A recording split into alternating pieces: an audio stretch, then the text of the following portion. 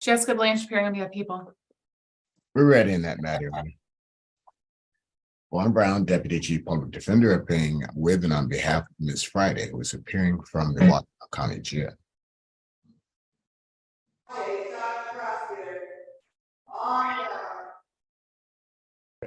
That's Miss.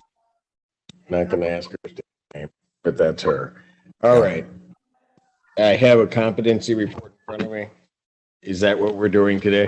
That is correct, Your Honor. All right. Any other? I'm sorry. Go ahead. We have no further evidence to present to the court. Anything else from the people? No, Your Honor, we stipulate to the report. All right. Court in reviewing the report would find that the defendant is competent to stand trial. Specifically, the court would indicate that the defendant can understand the nature and objects of the proceeding against her and can rationally assist in her defense. Therefore, the defendant is deemed competent. Mr. Brown, we would need an order forwarded to the court at some point. We will have that prepared for you, Your Honor. All right. And what would you like me to set this for? A PCC? Yes, please. All right. PCC in this matter will be set. What date is that? The 20th. 2 weeks is the 13th. All right, let's go 3. Just got to work on this one. Probable cause conference will be set for July 20th, 2023, 9 a.m. Bond in this matter will continue. Thank you. Thank you, Your Honor. We'll have the report prepared right away. Calls the case. People versus Peregrine Bork. Good morning, Your Honor. Grace Bretman appearing on behalf of the people. Good morning, Your Honor. First Assistant Public Defender Kalina Anderson with and on behalf of Mr. Bork. Mr. Bork, can you state your name? You'll need to unmute or somebody unmute you, sir. Mr. Burke? Bork, not you. Peregrine Bork. Thank you. Okay, what are we doing? Your Honor, in this matter, an offer's been extended. It would be a felony plea to an added count 4 of CSC 4th with the dismissal of counts 1 through 3 and an agreement to run a concurrent sentence with his St. Clair County sentence, which is holding him until November 30th. Mr. Bork wishes to waive his preliminary exam to avail himself of that offer. That is all Is that correct, Your correct? Honor. All right, Yes, thank Your you. Honor. Thank you. Is that all, Mr. Bork? Is that correct, sir? That's correct. All right. You understand that a preliminary examination is a proceeding where the people would have to show by probable cause that the offenses alleged were committed and that you committed.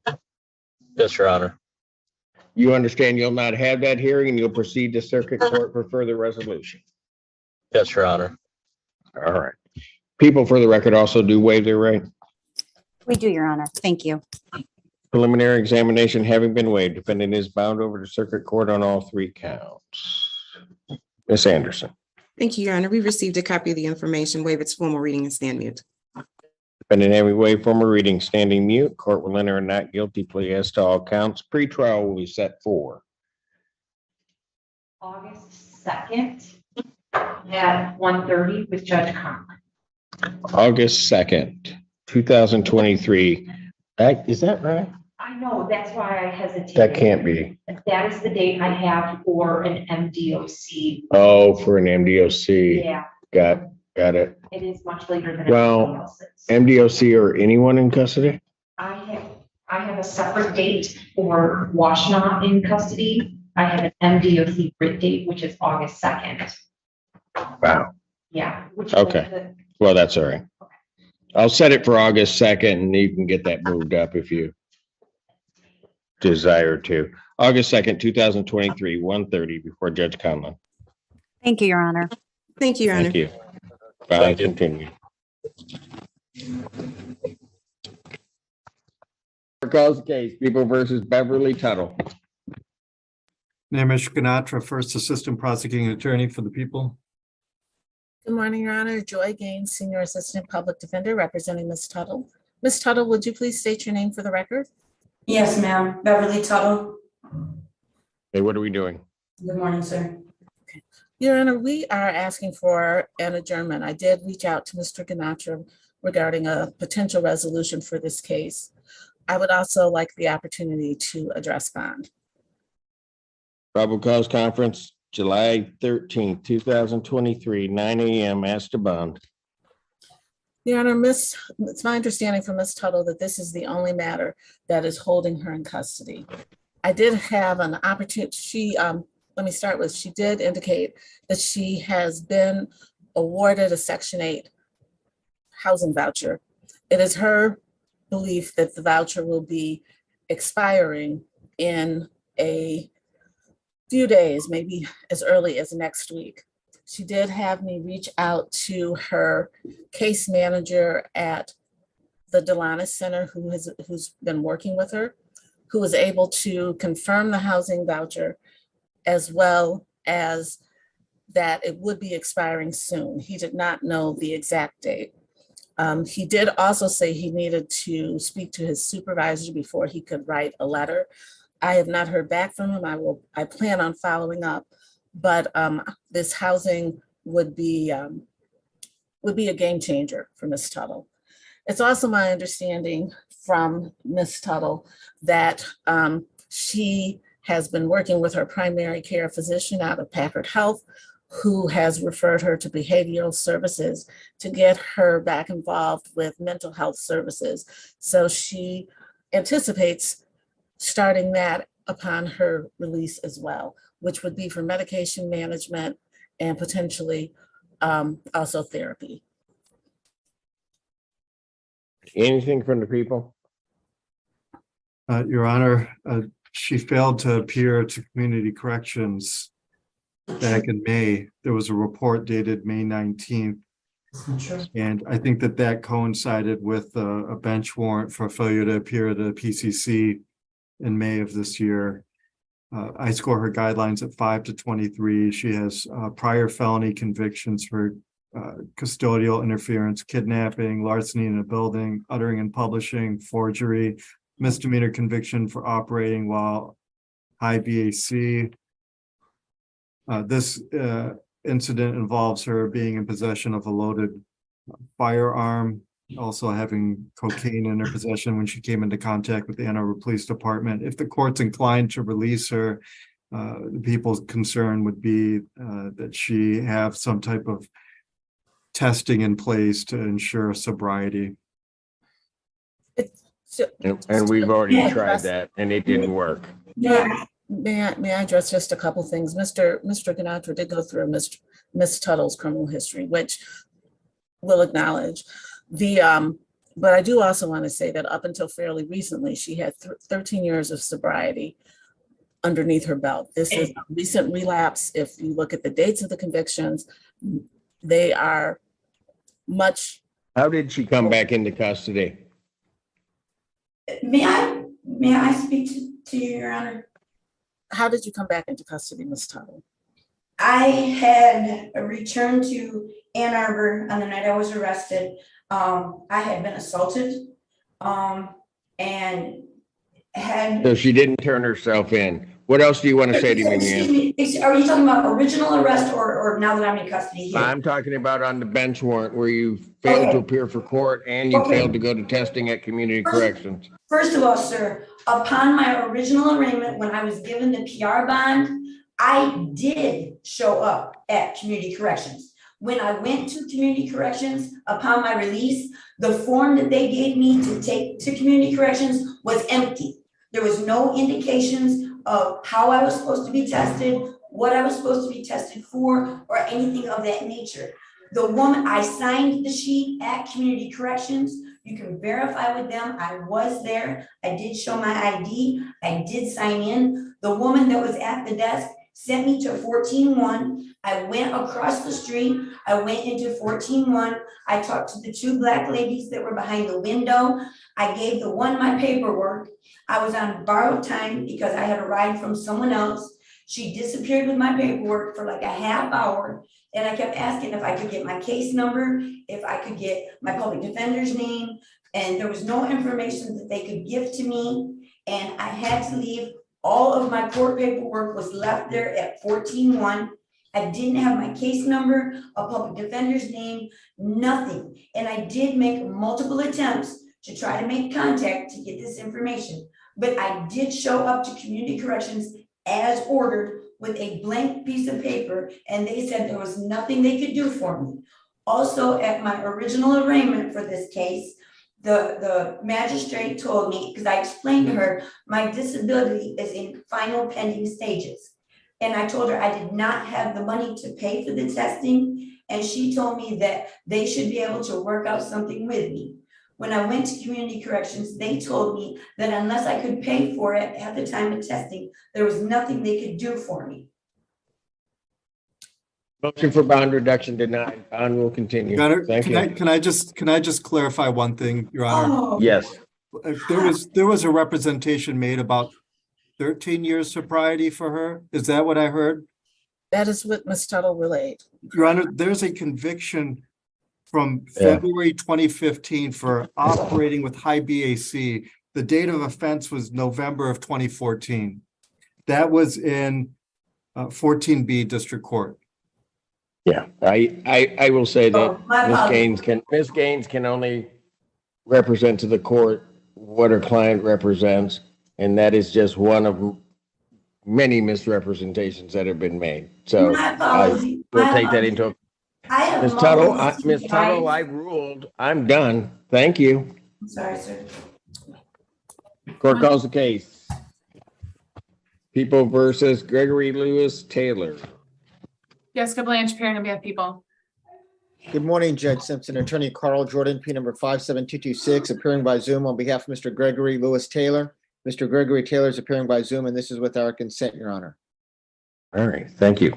All right, what are we doing in Mr. Taylor? Can you state your name, please, sir? Gregory Taylor. Thank you. All right, what are we doing on this case?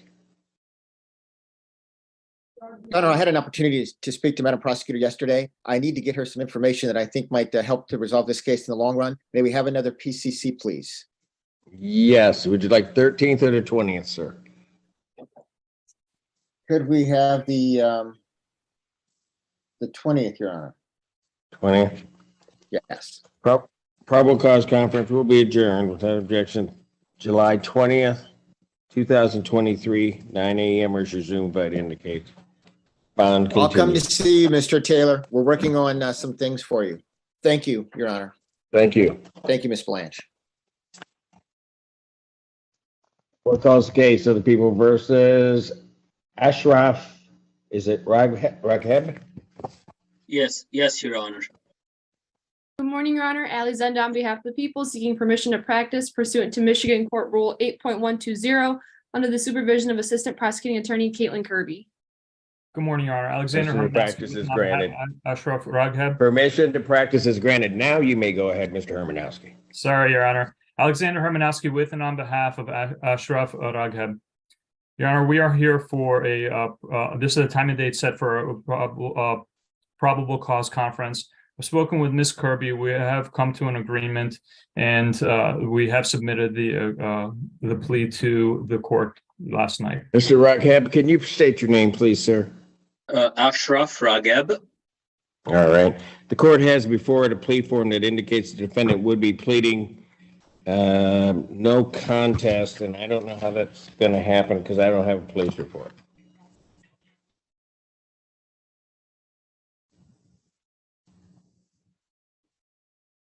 Hello? Your Honor, I can mail you a police report quickly. Pass the matter. Court calls the case, people versus Michael Adante. Ali Zenda on behalf of the people. Morning, Your Honor. Lawrence H. Margolis on behalf of Mr. Adante. I'm sitting in for Janan Hamud. Today is the date and time set for, well, let me just say this. He is still in treatment, Your Honor, and we are seeking a 30-day adjournment. Ms. Hamud is in the process of getting documentation, waiting for his release of information to hit her file. He does have an out date of July 25th. We are advised this morning. And so that is why we are requesting a 30-day adjournment. We are trying to screen, we've been screened for sobriety court. And and Mr. Reyes thinks that he is a good candidate, but apparently they have to clear up some issues with Judge Washington. Mr. Dante, can you state your name, please? Michael Daniel Dante. Thank you. Any objection to the adjournment by the people? No, Your Honor. Probable cause conference in this matter will be adjourned July 27th, 2023, 9 a.m. or Zoom invite indicates bond continued. Thank you. Thank you, Your Honor. Thank you. Here. Court calls the case, People versus Chauncey Hyman. Jessica Blanche appearing on behalf of people. Ready, Judge. Torshell Feaster, Assistant Public Defender on behalf of Mr. Chauncey Hyman. Mr. Hyman, please state your name for the record. Chauncey Maurice Hyman. Thank you, Judge. Hey, what are we doing? I've actually had to speak to Ms. Blanche on this matter and to Mr. Hyman. My understanding is that this matter had previously been set for exam, and this is a recharge. Mr. Hyman, Yes. you to set this matter for exam again, please, at the court's earliest convenience. Preliminary examination will be set for July 11th, Thank you, Judge. 2023, 9 a.m. That is before Judge Burke. Judge, Well, who was it before? Valvo, Judge. It was before Judge Valvo? Yes, Judge. All right, it stays with Judge Valvo, so that makes the preliminary examination the 18th Thank you, before Judge. Judge Valvo. And I believe Mr. Hyman wanted me to address bond if you would entertain that. Go ahead. Thank you, Judge. As the court is aware, this matter was dismissed at exam. My understanding of talking to Mr. Hyman is that he is at risk of losing his apartment, a substantial financial loss, and he has no objection to being on tether or following any other of the court's rules. Should the court put him on tether, he was hoping Your Honor would consider a tether and under personal bond in this matter, Your Honor. Response. Judge, bond was addressed the first time it was written. Obviously, at the second arraignment, the judge at the arraignment knew this was a rewrite. Our victim was there. She's terrified of the defendant. She could not appear in person. She tried to appear on Zoom. She was not allowed to. We're going to proceed on the case regardless if she's there or not. There is a possession by felon and a felony firearm attached. He pointed a semi-automatic pistol at her. It was loaded. He said, "You check these rounds." He had one round in the chamber. The hammer was back. The lethality on this case is concerning. So we ask that you don't change bond. Anything else, Mr. Feaster? No, Judge. Motion for bond reduction is denied. Bond will continue as set. Thank you, Judge. Thank you. Thank you, Your Honor. In custody. Court does call the cases of the People versus Nathaniel Davis. Good morning, Your Honor. Alex Chabalowski for the People. Good morning, Your Honor. Lawrence Margolis on behalf of Janan Hamud. On behalf of Mr. Davis, please state your name, sir. Mr. Davis.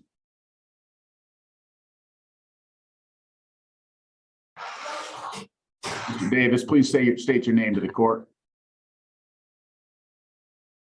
Nathaniel Davis.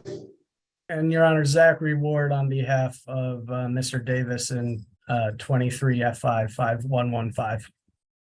Judge, today is a date. It's a date and time. What are we doing on these? It's a competency hearing today. Ms. Hamud advises that on June 27th, she spoke with Dr. Seresny at the Forensic Center. He has interviewed Mr. Davis last week, I believe, but the doctor advises he needs additional time to prepare his report. He's also requested additional medical records that he would like to review before compiling his report. And he believes he says he needs about 4 weeks from the date of his interview. So Ms. Hamud is asking me to request a month adjournment, 30-day adjournment. Competency hearing, that being on the case ending in 5524, since we do not have a report at this point, will be adjourned to July 27th, 2023, 9 a.m. And on that matter, bond will continue. What are we doing on the other case? Your Honor, we also would like to see the results of the report. So if my case could just tag along. Probably. Good. We'll adjourn the probable cause, July 27, 2023, 9 a.m. Bond continued. Thank you. Thank you, Judge. Thank you.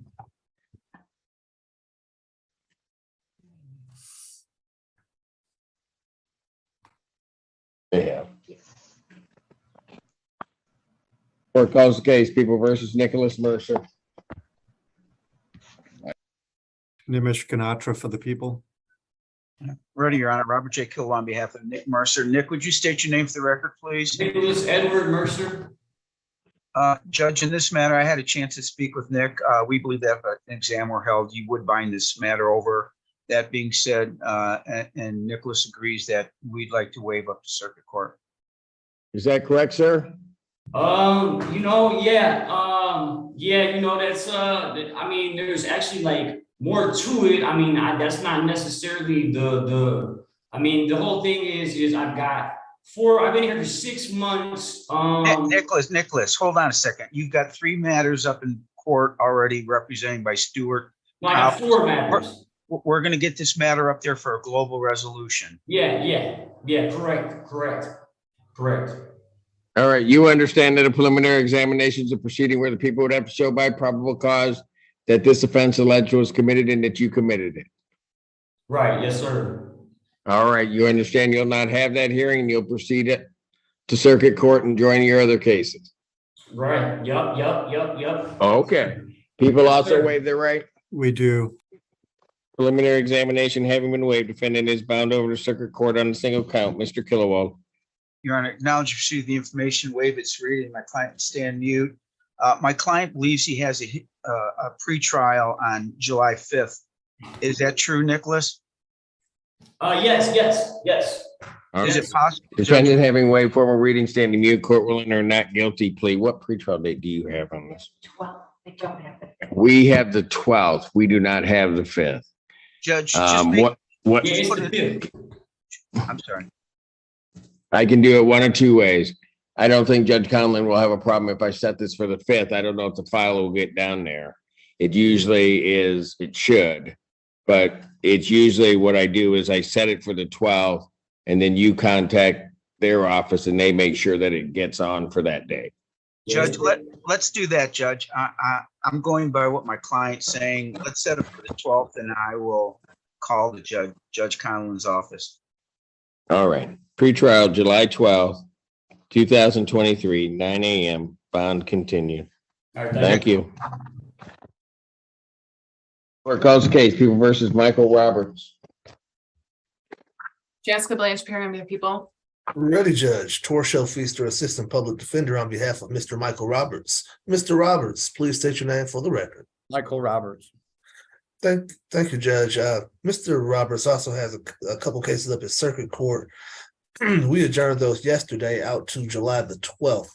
I am requesting that this matter go 2 weeks as well, potentially to the 13th if that fits the court schedule, so that we can see about trying to get this matter resolved.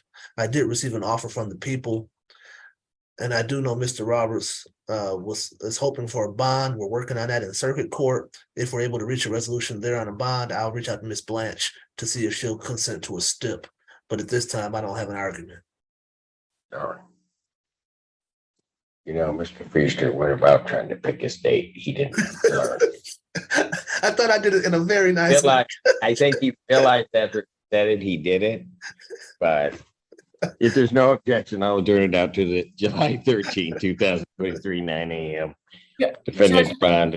Oh, I'm sorry, Ms. Bond. No, I'm fine with the adjournment, but I did want to address bond. Okay. Go ahead. Judge, Go ahead. He's been contacting the victim in the case, so I'm asking for you to revoke his jail phone call privileges. In fact, on phone conversations, he's told her not to show up to exam, that the case will get dismissed and dropped. So he's not supposed to be contacting her. I'm asking you to revoke his phone privileges. I was there, Ms. Blanche. did notify me that notified me about that this morning, Your Honor. I have not had a chance to speak to Mr. Roberts about that. If the court is inclined to restrict his phone privileges, I'd ask that the court restrict him and admonish him not to speak to the alleged victim in this matter, but not to restrict his total ability to make phone calls from the jail. And I will have a thorough and direct conversation with Mr. Roberts about contacting the complaining witness in this matter now that I'm aware of the allegation and what's happening, Your Honor.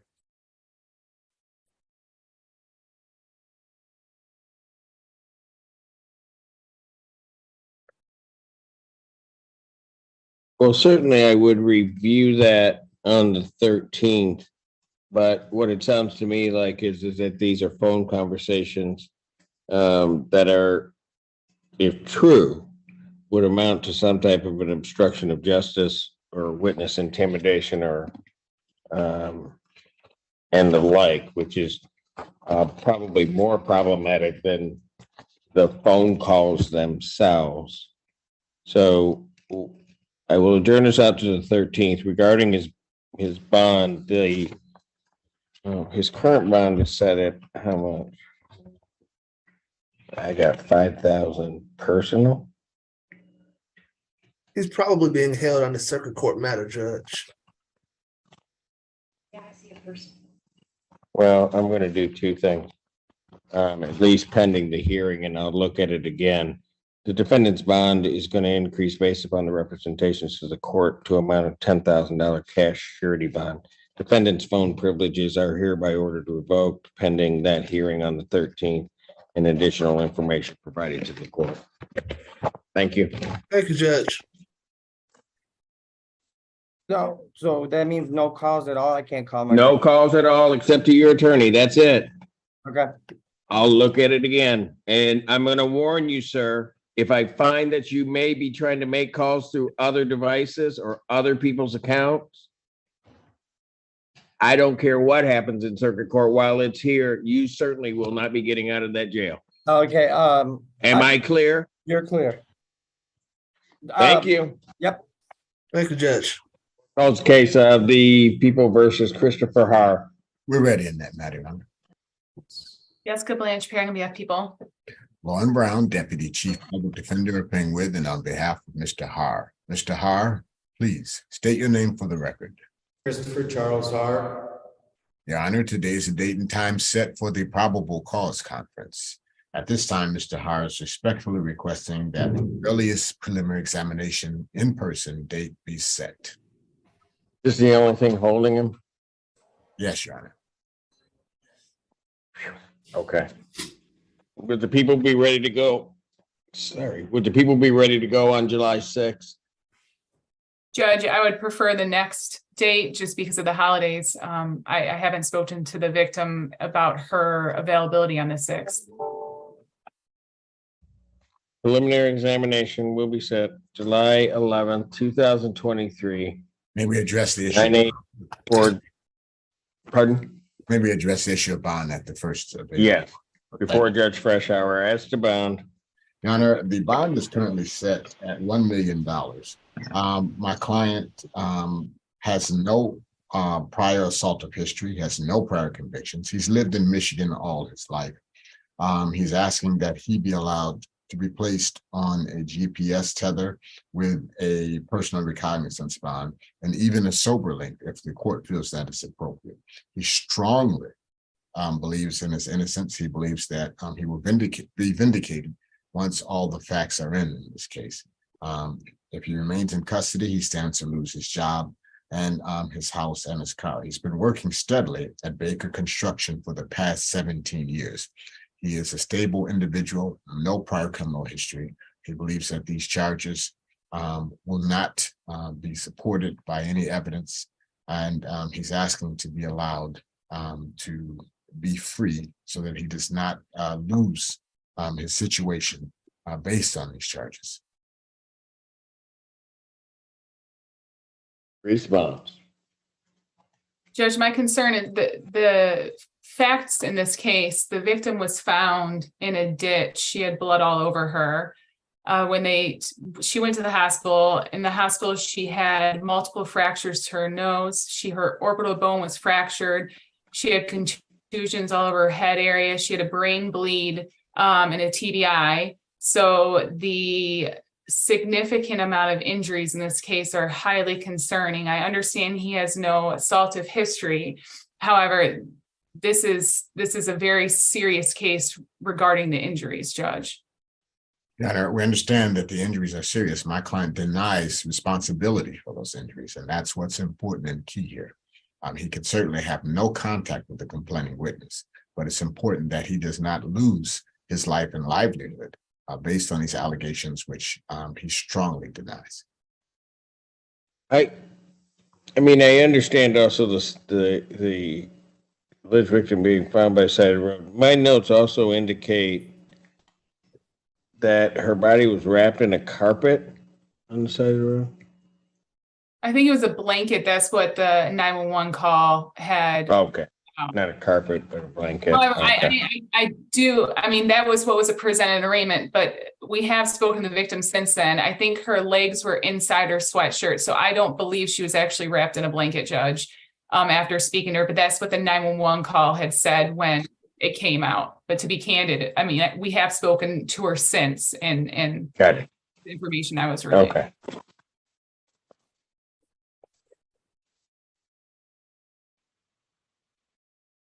Considering all that, I don't find, given the circumstances, the magistrate abused their discretion in setting that bond. So in this matter, the motion for bond reduction at this point will be denied. Certainly Judge Freshour can take that up after exam. So his bond in this matter will be continued. July 11, 2023, 9 a.m. Thank you, Your Honor. Thank you. Court does call the case.